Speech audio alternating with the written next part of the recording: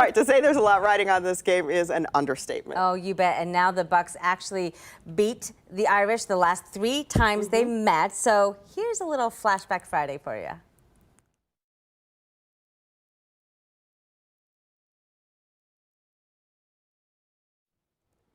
All right, so let me just tell you, OSU had 2 back-to-back wins. We talked about this 95, 96. They also beat Notre Dame in 2006 at the Fiesta Bowl. Yes, so just imagine in your head, Buckeyes cheering loud, and we've got one of the best Buckeyes here with us because you really know, Ryan Miller, what it's like to play Notre Dame. You played for the Buckeyes back in the mid-90s. You were a linebacker, so thank you for joining us this morning, by the way. That's great. Before we talk about this game, let's give you a little Flashback Friday to kind of get you in the mood because we've got a photo from your football roster. Uh-oh, I don't know if I want to see this. Can we show Come that? on, baby Ryan. Oh, yeah, that's looking good. That Did you have a comb in your back pocket to get your hair like that?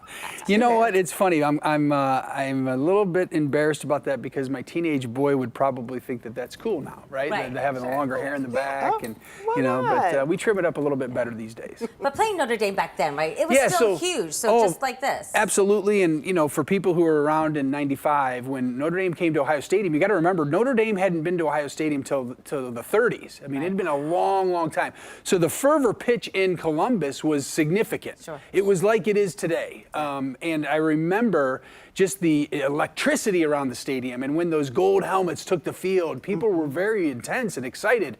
Because there were a lot of, there's a lot of Notre Dame fans in Ohio, but you never play, Notre Dame and Ohio State never play. In the 30s was the last time. So in 1995, when it was on the schedule, it was one of the big recruiting moments for kids to come to Ohio State is because, hey, we're going to beat, Notre Dame's coming to town, and then we're going to return the visit to go down to South Bend the following year.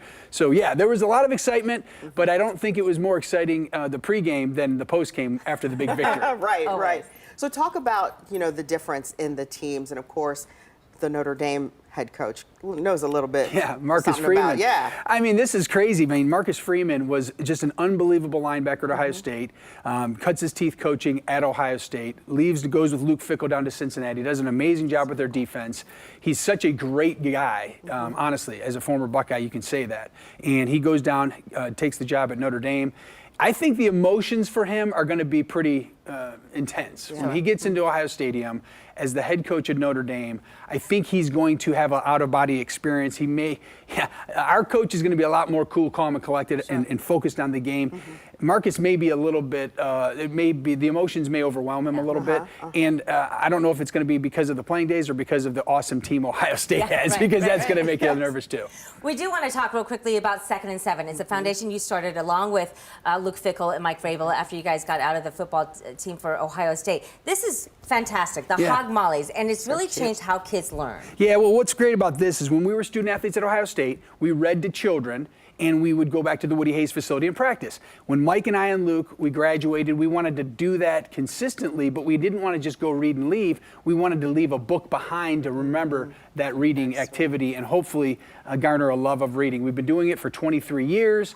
It's been very exciting. We've given away over almost 1 million books with student athletes all across the country. So proud of Ohio State for being one of the first universities to adopt the program 15 years ago. And so we've been writing books. Well, what's next for 2nd and 7 is we're now taking the week of the big game, the Ohio State-Michigan game, we're going to start taking your gently used and new books at our new book bank so that we can continue to not only give kids these Hog Molly books, these brand new ones, but some of the ones that you maybe have gently used or have new at home that you want to get rid of. So we're really excited. That's great. It's been really exciting to have you in here in studio.